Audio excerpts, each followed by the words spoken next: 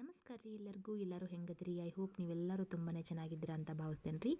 ಇವತ್ತಿನ ರೆಸಿಪಿನ ಹಳ್ಳಿ ಕಡೆ ಮಾಡುವಂತಹ ಒಂದು ಬದನೆಕಾಯಿ ಪಲ್ಯನ, ಹೋಳುಗಾಯಿ ಪಲ್ಯನ ಯಾವ ರೀತಿ ಮಾಡೋದು ಅಂತೇಳಿ ನಿಮ್ಮ ಜೊತೆ ಶೇರ್ ಮಾಡ್ಕೋತೀನಿ. ಬರ್ರಿ ಹೆಂಗೆ ಮಾಡೋದು ಅಂತೇಳಿ ನೋಡೋಣ ರೀ. ಕ್ವಿಕ್ಕಾಗಿ ಹಾಗೇನ ಈಸಿಯಾಗಿ ಯಾವುದೇ ಮಸಾಲನ ಬಳಸಲಾರ್ದಂಗೆ ಹಳ್ಳಿ ಕಡೆ ಯಾವ ರೀತಿಯಾಗಿ ಈ ಹೋಳು ಬದನೆಕಾಯಿನ ಮಾಡ್ತಾರಂತೇಳಿ ನಿಮ್ಮ ಜೊತೆ ಶೇರ್ ಮಾಡ್ಕೋತೀನಿ. ಬರ್ರಿ ಹೆಂಗೆ ಮಾಡೋದು ಅಂತೇಳಿ ನೋಡೋಣ ರೀ. ಬರ್ರಿ ಈಗ ನಾನು ಕಡಾಯಿನ ಬಿಸಿಗೆ ಇಟ್ಕೊಂಡೇನಿ. ಗ್ಯಾಸ್ ಆನ್ ಮಾಡಿಕೊಂಡು ಅದಕ್ಕೆ ಸ್ವಲ್ಪ ಒಂದು 4ರಿಂದ 5 ಟೇಬಲ್ ಸ್ಪೂನು ಎಣ್ಣೆ ಹಾಕ್ಕೊಳ್ಳೋಣ್ರಿ. ಎಣ್ಣೆ ಕಾದಾದ ನಂತರ ಅದಕ್ಕೆ ಸಾಸಿವೆ ಹಾಕ್ಕೊಳ್ಳೋಣ. ಈ ರೆಸಿಪಿ ಅಂತೂ ತುಂಬಾ ಈಸಿ ಐತೆ ನೋಡ್ರಿ. ಮನ್ಯಾಗ ಯಾವುದೇ ಮಸಾಲ ಇಲ್ಲಂದ್ರೂ ನಾವು ಹಂಗನ ಈ ಪಲ್ಯ ಮಾಡ್ಕೊಂಡು ತಿನ್ಬೋದು. ಭಾಳ ಅಂದ್ರೆ ಭಾಳ ರುಚಿ ಆಕೈತಿ. ಆಮೇಲೆ ಹಳ್ಳಿಗಳ ಕಡೆ ಎಲ್ಲ ಬೆಳಗ್ಗೆ ಹೊಲಕ್ಕೆ ಹೋಗೋ ಟೈಮ್ನಾಗ ಎಲ್ಲ ಮಸಾಲೆನೂ ಹಾಕ್ಕೊಂಡು ಮಾಡ್ಕೊಳ್ಳೋದಕ್ಕೆ ಆಗಂಗಿಲ್ಲ ರೀ. ಹಂಗಂಥೇಳಿ ಈ ರೆಸಿಪಿನ ಎಷ್ಟೊಂದು ಈಸಿಯಾಗಿ ಹಾಗೇ ಸಿಂಪಲಾಗಿ ಮಾಡ್ತಾರಂತೆ ತೋರಿಸ್ತೇನೆ ನಾನು. ಈಗ ನೋಡ್ತಾ ಇದ್ರಲ್ಲ, ಸ್ವಲ್ಪ ಗ್ಯಾಸನ್ನು ಸ್ಲೋ ಫ್ಲೇಮಲ್ಲಿ ಇಟ್ಕೊಳ್ಳಿ. ನಾನು ಸ್ವಲ್ಪ ಹೈ ಫ್ಲೇಮಲ್ಲಿ ಇಟ್ಕೊಂಡಿದ್ದೆ. ಇವಾಗ ತೋರಿಸ್ತಾ ಇದ್ದೀನಿ ನೋಡಿರಿ.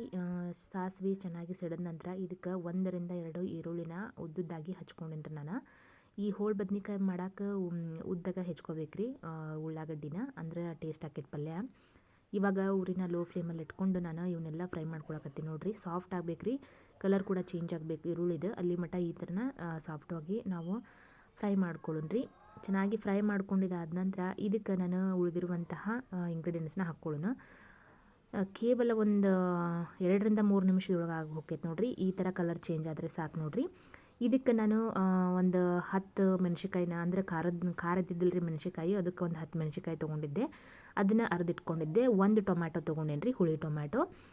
ಆಮೇಲೆ ಖಾರನ ಸ್ವಲ್ಪ ಚೆನ್ನಾಗಿ ಚಂದಂಗೆ ಕಲ್ಲೊಳಗರಾಗಲಿ ಮಿಕ್ಸಿ ಒಳಗರಾಗಲಿ ಚಂದಂಗೆ ಫ್ರೈ ಮಾಡಿ ಅದನ್ನು ಮಿಕ್ಸಿ ಮಾಡಿಕೊಂಡು ಅಥವಾ ಕಲ್ಲೊಳಗೆ ಹರ್ಕೊಂಡು ತೊಗೊಂಡೇನಿ. ಅದನ್ನು ಹಾಕ್ಕೊಂಡು ಮತ್ತು ಇದು ಹಸಿ ವಾಸನೆ ಹೋಗ್ಬೇಕ್ರಿ ಹಸಿರು ಮೆಣ್ಸಿಕಾಯಿದು. ಅದನ್ನು ಚೆಂದಂಗೆ ಫ್ರೈ ಮಾಡ್ಕೊಳ್ಳೋಣ. ಟೊಮ್ಯಾಟೊನೂ ಸ್ವಲ್ಪ ಫ್ರೈ ಆಗಬೇಕು, ಅಲ್ಲಿ ಮಟ್ಟ ಫ್ರೈ ಮಾಡ್ಕೊಂಡು ಅದಕ್ಕೆ ಒಂದು ಅರ್ಧ ಟೇಬಲ್ ಸ್ಪೂನ್ ಅರಿಶಿನ ಹಾಕ್ಕೊಂಡಿನಿ ರೀ.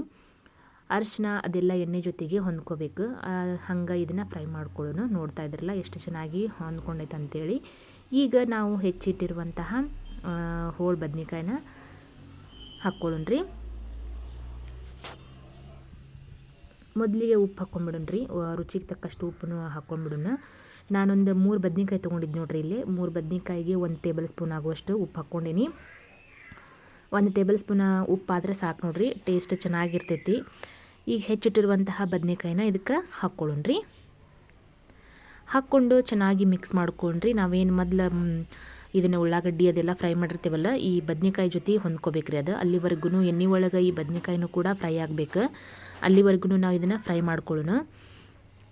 ನೋಡ್ತಾ ಇದ್ರಲ್ಲ ಎಷ್ಟು ಚೆನ್ನಾಗಿ ಹೊಂದ್ಕೊಂಡೈತೆ ಅಂಥೇಳಿ. ಇಷ್ಟು ಹೊಂದ್ಕೊಂಡ್ರೆ ಸಾಕು. ಇದಕ್ಕೆ ನಾನು ಈಗ ಮೊದಲೇ ನಾವು ಗುರಳ್ ಪುಡಿನ ಮಾಡಿಟ್ಕೊಂಡಿರ್ತೀವಿ ರೀ. ಗುರಳ್ ಪುಡಿದು ರೆಸಿಪಿ ಬೇಕು ಅಂತಂದರೆ ನಂಗೆ ಅಲ್ಲಿ ಗುರಳ್ ಪುಡಿದು ಚಟ್ನಿ ಹೆಂಗೆ ಮಾಡೋದು ಅಂಥೇಳಿ ನಾನು ತೋರಿಸ್ತೀನಿ ರೀ. ರೆಸಿಪಿ ಬೇಕು ಅಂತಂದ್ರೆ ಕೇಳ್ರಿ, ನಾನು ಒಂದು ಸತಿ ಮಾಡಿ ತೋರಿಸ್ತೀನಿ ಹೆಂಗೆ ಮಾಡಿ ಇಟ್ಕೊಳ್ಳೋದು ಅಥವಾ ಸ್ಟೋರ್ ಮಾಡ್ಕೊಳ್ಳೋದು ಅಂಥೇಳಿ. ಈಗ ನೋಡ್ತಾ ಇದ್ರಲ್ಲ, ಈಗ ಗುರಳ್ ಪುಡಿನ ನಾನು 1-2 ಟೇಬಲ್ ಸ್ಪೂನ್ ಆಗುವಷ್ಟು ಹಾಕ್ಕೊಳಕತ್ತೀನಿ ರೀ. ದೊಡ್ಡ ಸ್ಪೂನ್ ಇಲ್ಲಿ 2 ಸ್ಪೂನ್ ಆಗುವಷ್ಟು ಹಾಕ್ಕೊಳಕತ್ತೀನಿ. ಇಷ್ಟಾದರೆ ಸಾಕು ನೋಡ್ರಿ.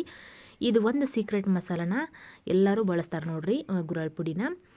ಇದನ್ನು ಹಾಕ್ಕೊಂಡು ಚೆಂದಾಗ ಮಿಕ್ಸ್ ಮಾಡ್ಕೊಂಡ್ವಿ ಅಂತಂದ್ರೆ ಆಯ್ತು ನೋಡ್ರಿ, ಇದು ಪಲ್ಯ ಎಷ್ಟು ಜಲ್ದಿ ರೆಡಿ ಆಗುತ್ತೆ. ಇದಕ್ಕೆ ನಾನು ಒಂದು ಅರ್ಧ ಗ್ಲಾಸಿಂಕಿನ ಕಡಿಮೆನ ನಾನು ನೀರನ್ನು ಹಾಕ್ಕೊತಾಯಿನಿ ರೀ. ದೊಡ್ಡ ಗ್ಲಾಸಲ್ಲಿ ಒಂದು ಅರ್ಧ ಗ್ಲಾಸಿಂಕಿನ ಕಡಿಮೆನ ನಾನು ನೀರು ಹಾಕ್ಕೊಂಡು ಇದನ್ನು ಒಂದು 2 ನಿಮಿಷ ಕುದಿಸೋಣ್ರಿ. 1-2 ನಿಮಿಷ ಕುದೀತು ಮೀಡಿಯಮ್ ಫ್ಲೇಮಲ್ಲಿ ಇಟ್ಕೊಂಡು 1-2 ನಿಮಿಷ ಕುದಿಸ್ಕೊಂಡ್ವಿ ಅಂದರೆ ಸಾಕು. ಇದು ಇವಾಗ ನೋಡ್ತಾ ಇದ್ರಲ್ಲ, ಇದನ್ನು ಚೆಂದಂಗೆ ಮಿಕ್ಸ್ ಮಾಡ್ಕೊಳ್ಳೋಣ. ಮಿಕ್ಸ್ ಮಾಡ್ಕೊಂಡಿದ್ದಾದ ನಂತರ ಇದಕ್ಕೆ ನಾನು ಸ್ವಲ್ಪ ಬೆಲ್ಲ ಹಾಕ್ಕೋತಾ ಇದ್ದೀನಿ. ಬದ್ನಿಕಾಯಿ ಪಲ್ಯಕ್ಕೆ ಬೆಲ್ಲನ ಹಾಕಲೇಬೇಕ್ರಿ. ಹಾಕಲಿಲ್ಲ ಅಂತಂದ್ರೆ ಟೇಸ್ಟ್ ಬರಂಗಿಲ್ಲ ಇದು. ಎಲ್ಲ ದೊಡ್ಡ ದೊಡ್ಡ ಅಡುಗೆ ಒಳಗೂ ಈ ಬದ್ನಿಕಾಯಿ ಪಲ್ಯಕ್ಕೆ ಸ್ವಲ್ಪ ಬೆಲ್ಲ ಹಾಕ್ತಾರೆ. ಸ್ವಲ್ಪ ಬೆಲ್ಲ ಹಾಕೋಣ ಮೊದಲು. ಬೆಲ್ಲ ಚೆನ್ನಾಗಿ ಹಾಕ್ಕೊಂಡು ಅದು ಕೂಡ ಚೆನ್ನಾಗಿ ಮಿಕ್ಸ್ ಮಾಡಿಕೊಂಡು ಒಂದು ಮುಚ್ಚಳನ ಮುಚ್ಚಿ ಇನ್ನೂ 1-2 ನಿಮಿಷ ನಾವು ಮೀಡಿಯಮ್ ಫ್ಲೇಮ್ ಒಳಗೆ ನಾವು ಇಟ್ಕೊಂಡು ಕುದಿಸ್ಕೊಂಡ್ವಿ ಅಂತಂದ್ರೆ ಈಸಿಯಾಗಿ ಸಿಂಪಲ್ ಆಗಿರುವಂತಹ ಈ ಹೋಳು ಬದ್ನಿಕಾಯಿ ಪಲ್ಯ ರೆಡಿ ಆಗುತ್ತೆ ನೋಡ್ರಿ. ರೊಟ್ಟಿ ಚಪಾತಿಗಾಗಿರ್ಬೋದು, ಸೈಡ್ ಅನ್ನದ ಜೊತೆಗೂ ಆಗಿರ್ಬೋದು, ಮಸ್ತ್ ಆಕೈತೆ ರೀ ಈ ಪಲ್ಯ. ಒಂದು ಸತ ಈ ರೆಸಿಪಿನ ಟ್ರೈ ಮಾಡಿರಿ. ಹೆಂಗಾಗಿತ್ತು ಅಂಥೇಳಿ ನಂಗೆ ಕಮೆಂಟ್ ಮೂಲಕ ತಿಳಿಸ್ರಿ. ತುಂಬಾ ಈಸಿಯಾಗಿರುವಂತಹ ರೆಸಿಪಿ ನೋಡ್ರಿ. ಇದು ಬೇಗನೆ ಮಾಡ್ಕೋಬೋದಾದಂಥ ರೆಸಿಪಿ. ಇದಕ್ಕೆ ಯಾವುದೇ ಮಸಾಲೆನೂ ಕೂಡ ನಾವು ಹಾಕಿಲ್ಲ. ಮಸಾಲ ಅದು ಎಲ್ಲ ಹಾಕೋದ್ರೊಳಗೆ ತುಂಬಾ ಟೈಮ್ ಹಿಡಿಯುತ್ತಲ್ರಿ. ಈ ರೀತಿಯಾಗಿ ಕ್ವಿಕ್ಕಾಗಿ ಮಾಡ್ಕೋಬೋದು. ಈ ರೆಸಿಪಿ ನೋಡಿದಂಥ ನಿಮ್ಮೆಲ್ಲರಿಗೂ ಧನ್ಯವಾದಗಳು. ಯಾರೆಲ್ಲ ಹೊಸದಾಗಿ ನನ್ನ ಚಾನಲ್ನ ನೋಡ್ತಾ ಇದ್ದೀರಾ ಪ್ಲೀಸ್ ಒಂದು ಸಬ್ಸ್ಕ್ರೈಬ್ ಮಾಡ್ಕೊಳ್ಳಿ. ಪಕ್ಕದಲ್ಲಿರುವಂಥ ಬೆಲ್ಲೈಕನನ್ನು ಕೂಡ ಕ್ಲಿಕ್ ಮಾಡಿರಿ. ಮತ್ತೊಂದು ಹೊಸ ರೆಸಿಪಿಯೊಂದಿಗೆ ನಾನು ನಿಮ್ಮನ್ನು ಭೇಟಿ ಹಾಕಿನ್ರಿ. ಅಲ್ಲಿವರೆಗೂ ಎಲ್ಲರಿಗೂ ನಮಸ್ಕಾರ ರೀ. Thank you for watching.